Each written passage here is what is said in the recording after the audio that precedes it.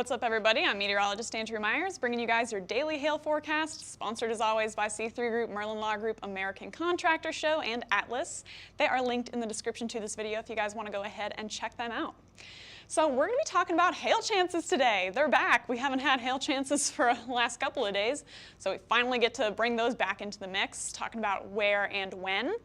And then tomorrow is going to be a very uncertain risk just because of that overall pattern that we've been kind of harping on for the last few days. Super uncertain environmental conditions, so it's a big old question mark right now, but we're still going to go over the future radar and kind of talk about maybe what to expect. And then last but not least, getting into the tropics, as well as your roofing forecast for the end of the show, so stick around for that. So starting out with yesterday, we had, again, just a scattering of hail reports across most of the country here. Most notably is going to be up through the Pacific Northwest here. Got a couple of scattered wind reports. And then down into Oklahoma, we had some storms passing through with that kind of lingering cold front. And with that, we got a couple of scattered wind reports, as well as actually some severe hail just to the north of Oklahoma City. Then jumping off into the East Coast, again, plenty of wind reports to go around all the way from Georgia and Alabama up into Maryland, and then again, some scattered hail to go along with it. So the risks for the past few days have been super scattered. Here's our setup with that cold front here.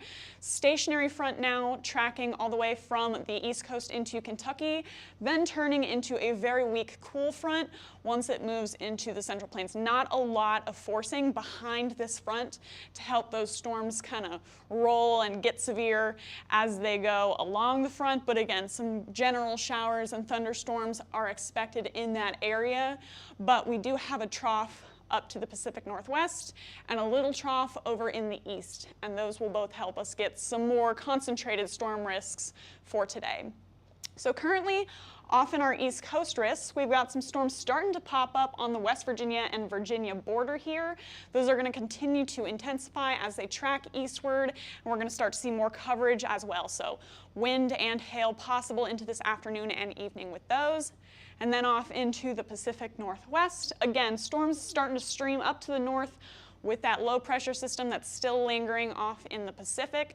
That's going to continue to pull all of that moisture and humidity up into Idaho, into Oregon, into Washington, and with that, we'll again start to see some storm development here in the next couple of hours, tracking up to the north as it goes.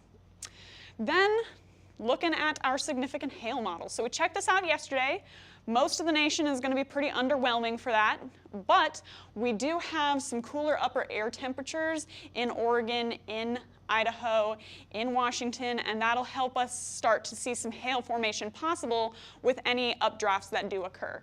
So here's where we have some yellow in our significant hail model, possibly getting into the severe range by around 7 p.m. upon storm's initiation when they first start. And then they're going to continue up to the north, and we'll see a lingering threat throughout the evening.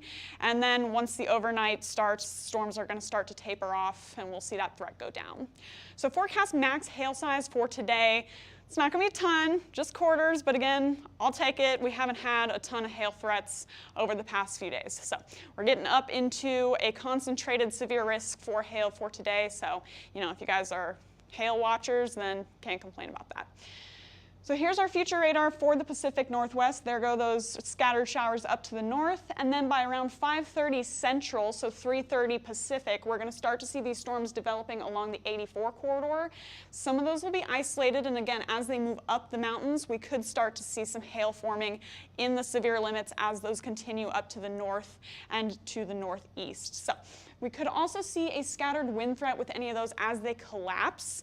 So again, wind and hail possible with these storms as they continue up to the north throughout the afternoon, evening, and early overnight hours. And then again, things start to taper off into tomorrow morning. Then for the East Coast, seeing those storms already developing through along pretty much the 81 corridor here. And then as they continue off to the east, there we go with a little bit more intensity and coverage by around 2 p.m. Central, 3 p.m. Eastern. So Charleston area, you guys might be getting some isolated cells.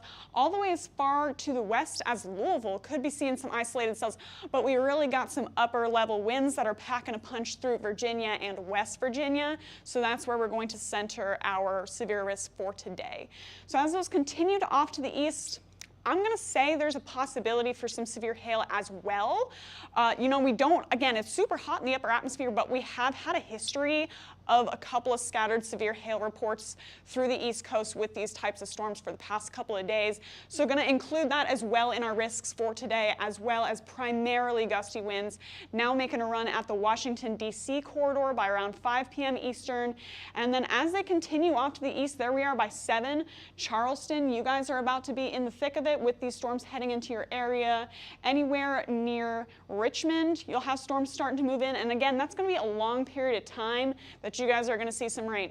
So the folks in Virginia and West Virginia want to watch out for hail, wind, and possible flooding as these storms slowly track off to the east with that low pressure system.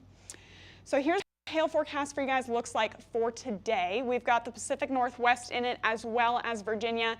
Going to be a low end threat because of the scattered nature of those storms and again the heat of the summer. But if you guys are in Pendleton, all the way as far east as, I think, just west of Boise here, could get any quarter-sized hailstones as well as some sub-severe mixed in there as those storms develop off to the north. So watching out for those areas in the Pacific Northwest, and then anywhere from Washington to Richmond to Virginia Beach, all the way into the West Virginia corridor. Once again, you guys could get some quarters, possibly. It's going to be very scattered if that's the case. But I'm going to put you guys in a quarter-sized hail threat for today. And again, very scattered, very low end for you guys. Then for wind, it's going to look like pretty much the same areas here are going to extend that East Coast risk a little bit further to the west to account, again, for that low pressure system. But for you guys in the Northwest, again, it's going to be Pendleton, Boise area, all the way into far western Montana. Could see some severe gusts here and there with those storms this afternoon and evening. Then off again into the East Coast, pushing that a little bit further to the west. So now Charleston, West Virginia, you guys are in there, all the way into the Kentucky, Virginia, and West Virginia corridor there. Could get some severe gusts. And then as far east, again, as D.C., Virginia Beach, and Richmond, could see a couple of strong wind gusts here and there. So all risks possible in terms of hail, wind, and flooding for you guys off to the east. And then, very scattered hail and gusty winds for you guys off in the Pacific Northwest for today. Then into tomorrow, again, it's kind of all shoulders right now because we do have such a summer pattern that's sticking around with us for the past few days. However, we do have a shortwave trough, just a little baby trough, tracking its way through the northern states.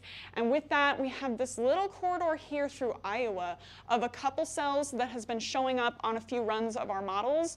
And so don't really want to discount that. We're kind of eyeballing this as we continue to see it develop over the next couple of days here. But depending on how this initializes into tomorrow, we could potentially see some severe weather through Iowa with that. And then it's going to fizzle out. It's going to be a pretty quick risk. And then we'll see just some heavy rain and thunderstorms moving back into the Des Moines area by Friday morning. So for now, no hail risk expected, and we're not going to put out a wind risk either. Again, we're going to have to eyeball that and see what the next few runs of our models does and how tomorrow morning's weather conditions look. So stay tuned for tomorrow if you guys are in the northern plains and pretty much anywhere. We want to tell you guys about your weather wherever you are, but stay tuned and we'll have a risk out potentially for you guys tomorrow. Then going to leave you guys with our roofing forecast as well as hurricane talking. So starting out with Oklahoma City here. Right now it's sitting in the mid to upper 80s, sunny all the day long, moving up into the mid 90s by the end of your workday. So heading home, if you guys have any plans to be out and about, it's going to stay hot and sunny after you get off work.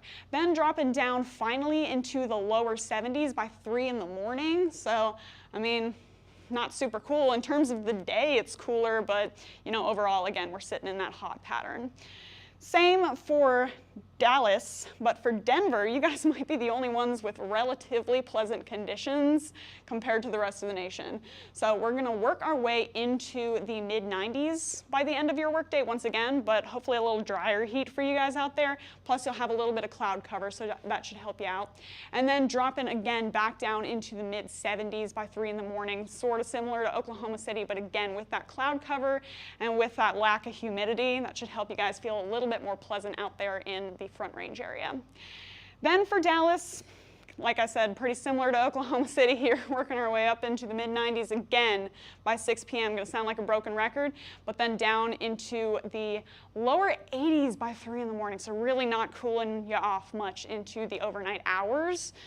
So we're just, crossing our fingers for that cold front to finally make its way down into Texas and hopefully intensify a little bit. Hopefully we'll see maybe a second one passing behind it eventually. I'm ready for fall, ready for some more severe weather to, kind of be on the horizon, but, gotta wait it out. So leaving you guys with our 5-day tropical outlook.